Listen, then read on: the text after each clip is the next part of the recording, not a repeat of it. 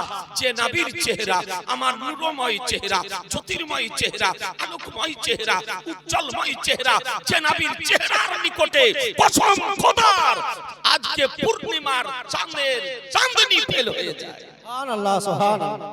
যে নবী অন্ধকারাচ্ছন্ন স্থানে যদি প্রবেশ যদি করেন তো কসম খোদার যে নবীর নূরে অন্ধকারাচ্ছন্ন স্থান আলোকিত হয়ে যেত, সেই নবীর চেহারাকে ঘৃণা করত। কত বড় কঠিন নবী বিরোধী ব্যক্তি। তো সাহাবায়ে কিরামগণ গিয়ে ওই সুমামা বিন সালকে অ্যারেস্ট করলেন। অ্যারেস্ট করে বন্দী করে মদিনা শরীফ নিয়ে আসলেন।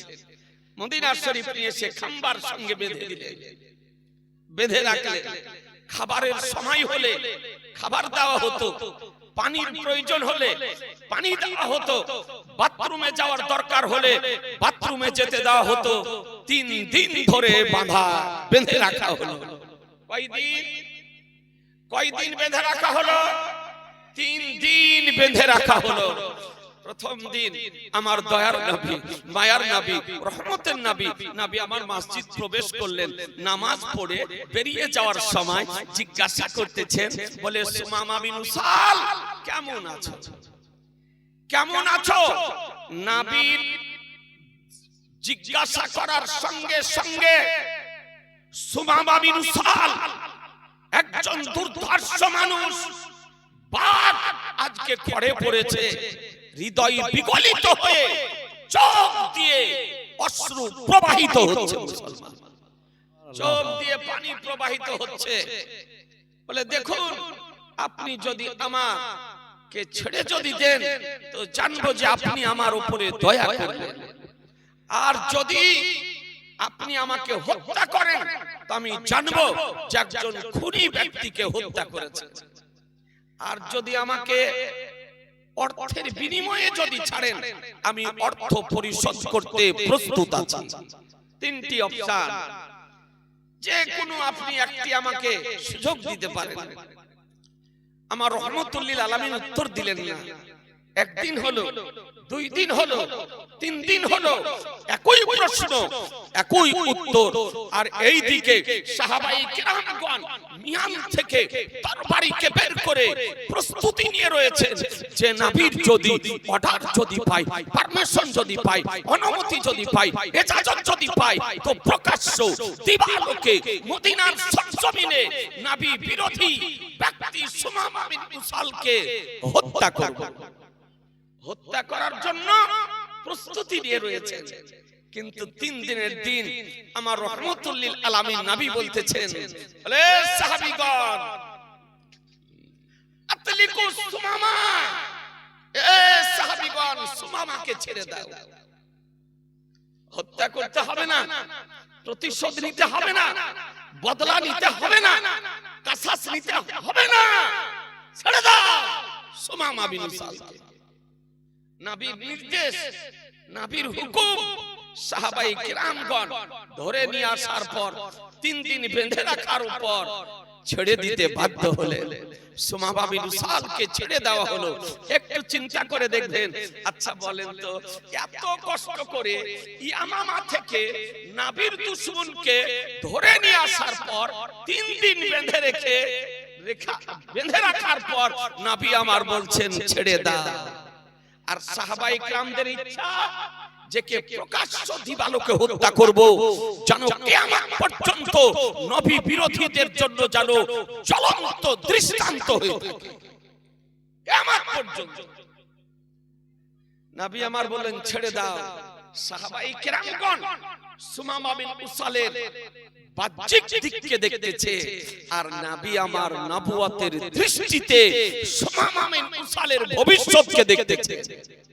একটু সুবহানাল্লাহ বলেন। সুবহানাল্লাহ বলেন না, এ বেরাদার, নবী নবুয়তের দৃষ্টিতে তার ভবিষ্যৎকে দেখতেছেন যে সুমামা বিন উসাল কুফর করবে না, শিরক করবে না, বিধর্মী থাকবে না, কাফের থাকবে না। সুমামা বিন উসাল আমার নিকটে এসে কালেমা পড়বে, মুসলমান হবে, সাহাবী হবে, জান্নাতে যাবে। सुभान अल्लाह। नारे तकबीर, দেখতেছেন नारे रिसालत, मसला के आला हजरत, उलमाए अहले सुन्नत, खलीफाए हुजूर तौसीफ मिल्लत। नारे तकबीर, नारे रिसालत। সুমামা বিন উসালকে ছেড়ে দেওয়া হলো। নবী আমার সাহাবীদেরকে নিয়ে মসজিদে নববীতে বসে আছেন। এই সুমামা বিন উসাল কে অ্যারেস্ট করে নিয়ে আসতে হয়েছিল, ধরে নিয়ে আসতে হয়েছিল। আর এই সুমামা বিন উসাল কি করতেছে দেখুন। সুমামা বিন উসাল কিছু দূর যাওয়ার পর একটি গর্ত ছিল, একটি পুকুর ছিল। পুকুরে নেমে গেলেন, গোসল করলেন, স্নান করলেন, করার পর কাপড় পোশাক পরিধান করে স্বেচ্ছায় আমার দয়ার নবী, মায়ার নবী, রহমতের নবীর নিকটে ফিরে আসতেছেন মুসলমান। सुभान अल्लाह। এর পূর্বে ধরে নিয়ে আসতে হয়েছে। আর সুমামা বিন উসাল 3 দিন ধরে আমার রাসূলুল্লাহ নূরময় চেহারা দর্শন করে নবীর মহব্বতে আটক হয়ে গিয়েছে। अल्लाह सुभान अल्लाह। নিজকে আটক করে ফেলিয়েছে। আর চলে যাওয়ার উপায় নেই, আর চলে যাওয়া সম্ভব নয়। আমার নবীর নিকটে আসার পর বলতেছেন, ইয়া রাসূলুল্লাহ আমাকে কালেমা পড়িয়ে দিন, আমাকে মুসলমান বানিয়ে দিন। আমার শাহনশাহে জিবেকার, মাদানিকে তাজদার, আহমদ মুক্তার, নবী কা সরদার, দোনো জাহানের মালিক ও মুক্তার মহানবী মসজিদে নববীতে ইসলামের কালেমা লা ইলাহা ইল্লাল্লাহ মুহাম্মাদুর রাসূলুল্লাহ পড়িয়ে মুসলমান বানিয়ে দিলেন। মুসলমান বানিয়ে দিলেন, মুসলমান হলেন, কালেমা পড়লেন, সাহাবী হলেন, জান্নাতি হলেন। এ বিরাদারান ইসলাম, এ সুমামা বিন উসাল বলতেছেন, ইয়া রাসূলুল্লাহ আজকে কালেমা পড়েছি, আজকে মুসলমান হয়েছি, আজকে আপনি ঈমানী অবস্থায় আপনাকে দর্শন করেছি। তবে ইয়া রাসূলুল্লাহ কুফর থাকায় কাফির থাকা অবস্থায়, আমার কুফর অবস্থায় 3টি জিনিসকে ঘৃণা করতাম। তবে ইয়া রাসূলুল্লাহ আজ থেকে খোদার কসম করে বলি, আপনি যে ধর্ম প্রচার করেন সেই ধর্ম আমার নিকটে সর্বশ্রেষ্ঠ ধর্ম। सुभान अल्लाह। সর্বশ্রেষ্ঠ ধর্ম। ইয়া রাসূলুল্লাহ আপনার আগমনের শহরকে আমি ঘৃণা করতাম, আজকে কসম খোদার আপনার আগমনের শহর আমার নিকটে সর্বশ্রেষ্ঠ শহর। ইয়া রাসূলুল্লাহ আপনার চেহারাকে ঘৃণা করতাম, কিন্তু কসম খোদার আপনার চেহারা আমার নিকটে সর্বশ্রেষ্ঠ চেহারা। सुभान अल्लाह। মানে একটু ভেবে দেখবেন, নবীর সঙ্গে সম্পর্ক ছিল না। আহা বিরাদার, আজকে এগুলির সঙ্গে সম্পর্ক ছিল না, কিন্তু কুরবান জান মুসলমান নবীর সঙ্গে সম্পর্ক হলো, ধর্মের সঙ্গে সম্পর্ক হলো, নবীর সঙ্গে সম্পর্ক হওয়ার কারণে আজকে বিরাদার মক্কা শহরের সঙ্গে সম্পর্ক হলো, নবীর সঙ্গে সম্পর্ক হওয়ার কারণে নামাজের সঙ্গে সম্পর্ক হলো, নবীর সঙ্গে সম্পর্ক হওয়ার কারণে রোজার সঙ্গে সম্পর্ক হলো, নবীর সঙ্গে সম্পর্ক হওয়ার কারণে হজ যাকাতের সঙ্গে সম্পর্ক হলো, নবীর সঙ্গে সম্পর্ক হওয়ার কারণে কাবা শরীফের সঙ্গে সম্পর্ক হলো, নবীর সঙ্গে সম্পর্ক হওয়ার কারণে কোরআনের সঙ্গে সম্পর্ক হলো, নবীর সঙ্গে সম্পর্ক হওয়ার কারণে আজকে ধর্মের সঙ্গে সম্পর্ক হলো। सुभान अल्लाह। सुभान अल्लाह। আপনাদেরকে বলতে চাই, কোরআন বলে ফিহা ইফরাকু কুল্লু আমরিন হাকিম। এ মহামান্বিত রাত্রিতে আল্লাহ তাআলা হিকমতময় কর্মসমূহকে বন্টন করে থাকেন। যে মাসটিকে নবী আমার বলেন শাবান ও শাহরি, শাবান মাসটি হলো আমার মাস। सुभान শাবান अल्लाह। মাসটি হলো আমার মাস। তাহলে বোঝা গেল শাবান মাসটির সঙ্গে নবীর সম্পর্ক। তাহলে এই মাসটির সঙ্গে আমাদের সম্পর্ক হওয়া উচিত না উচিত না? জোরে বলেন না, জোরে। এই মাসটি নবীর পছন্দনীয় মাস, তাহলে আমাদেরও পছন্দনীয় হওয়া উচিত না উচিত না? উচিত। এ বেরাদার, যেটা নবীর পছন্দনীয় সেটা মুমিনদের পছন্দনীয়, যেটা নবীর প্রিয় সেটা মুমিনদের প্রিয় মুসলমান। তাহলে একটু ভালো করে বুঝার চেষ্টা করুন বেরাদারান ইসলাম। এই মাসটিতে আজ আলহামদুলিল্লাহ আপনারা আমরা রোজা রাখি, বিশেষভাবে রোজা রাখি না? 15-14 তারিখ রোজা রাখে। পুরুষেরা একটু কম রাখে। একটু মনোযোগ সহকারে ভালো করে বুঝার চেষ্টা করেন। পুরুষেরা কম রাখে, মহিলারা বেশি রাখে। ঠিক না বেঠিক? জি, পুরুষেরা রোজাটা কম রাখে, মহিলারা রোজাটি বেশি রাখে। রমজান মাসেও মহিলারা রোজা বেশি রাখে আর পুরুষেরা রোজা কম রাখে। তবে নামাজের দিক থেকে যদি দেখেন তাহলে পুরুষদের মধ্যে নামাজের সংখ্যা বেশি, মহিলাদের মধ্যে নামাজের সংখ্যা কম। আহলুস সুন্নাত ওয়াল জামাতের কর্মসমূহের মধ্যে একটি কর্ম যে আমরা শবে বারাত পালন করি। কিভাবে করি? 14-15 শাবান আমরা রোজা রাখি। 14 তারিখ দিবাগত রাত্রি আমরা ইবাদত করি। আর তার সঙ্গে 14 তারিখ অথবা 15 তারিখ আমরা হালুয়া রুটি তৈরি করি। ওতে ফাতিহা দিই, ছেলে মেয়ে পরিবার বর্গকে নিয়ে আমরা খাই, বিতরণ করি, বন্ধু বান্ধবদেরকে খাওয়াই। এই তো শবে বারাত পালন। একটু কথা বলছেন না? জি, তো আমরা এগুলি করি, এটা জায়েজ, মুস্তাহাব।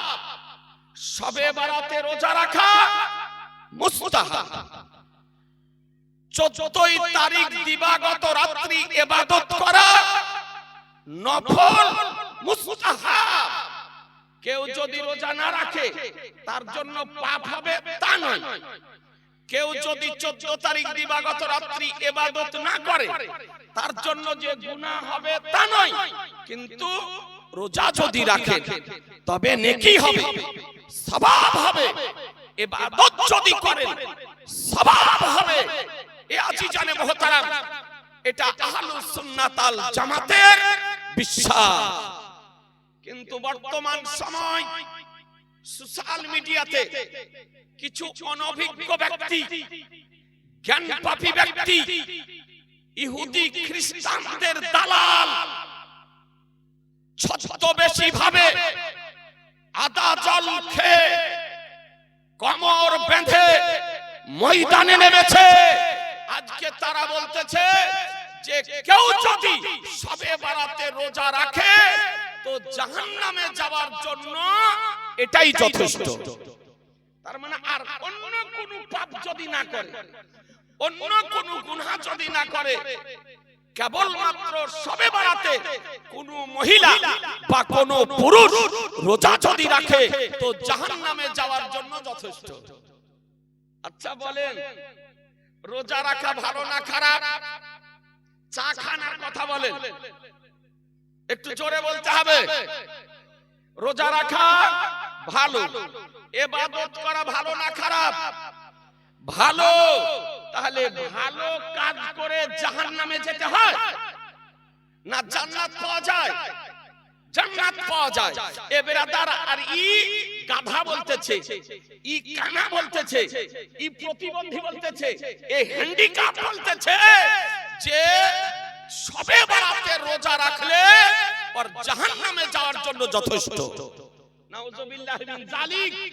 এ বেরাদার, এরা আজকে আত্মপ্রকাশ করেছে সোশ্যাল মিডিয়াতে। এ দেশের বলেন, ও দেশের বলেন। আর আপনার পোল্ট্রি মুরগি বেরিয়েছে। এই পোল্ট্রি মুরগি জীবনে লেখাপড়া করেনি, এ আপনার সারা জীবন চুরি করে খেয়েছে আর এখনো ঈমান চুরি করতেছে। এই পোল্ট্রি মুরগি বলতেছে শবে বারাতে রোজা রাখা, হালুয়া খাওয়া হারাম। বলছে হারাম, খাওয়া যাবে না। দলিল দেওয়া সম্ভব নয়। আজিজানে মুহতারাম, আমাদের পার্শ্ববর্তী দেশ এক হারামখোর বেরিয়েছে, সে বলতেছে যে শবে বরাতে রাত্রিতে মসজিদে জাগরণ করে ইবাদত করা অপেক্ষা বেশ্যালয়ে গিয়ে কাটানো ভালো। নাউজুবিল্লাহ বলবেন না? জোরে বলেন। ব্রাদারান ইসলাম, তো বাতিলদের হচ্ছে এই আকীদা। কেউ বলতেছে যে হারাম, কেউ বলতেছে শবে বরাতে রোজা রাখলে আর আপনার ইবাদত করলে জাহান্নামে যাওয়ার জন্য যথেষ্ট।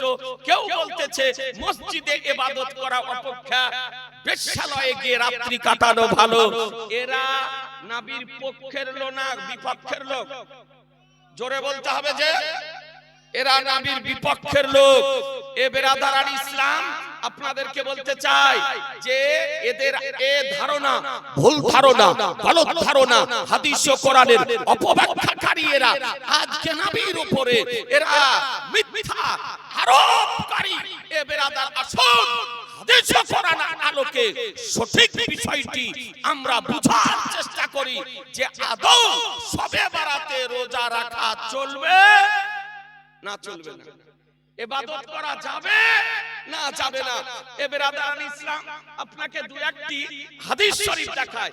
আজকে বক্তৃতা রাখার পর বলছে যে কোন হাদিসে নাই। ব্রাদার, আপনাদেরকে দেখাই, একটু বের করে। এই হাদিসটি দেখতেছেন, হাদিসটির নাম সুনান ইবনে মাজাহ। পিওর দেখেন আরবি, সিহা সিত্তার মধ্যে একখানা হাদিস। সিহা সিত্তা বলা হয় ছখানা হাদিসকে, বুখারী, মুসলিম, আবু দাউদ, নাসাই, ইবনে মাজাহ।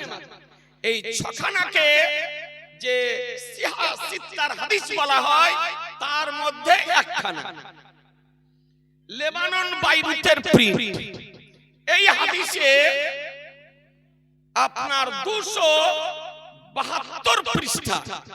এই 272 পৃষ্ঠায় একটি শিরোনাম, পরিচ্ছেদ, অধ্যায় রয়েছে, বাবু মা জা ফি লাইলাতিন নিসফি মিন শাবান।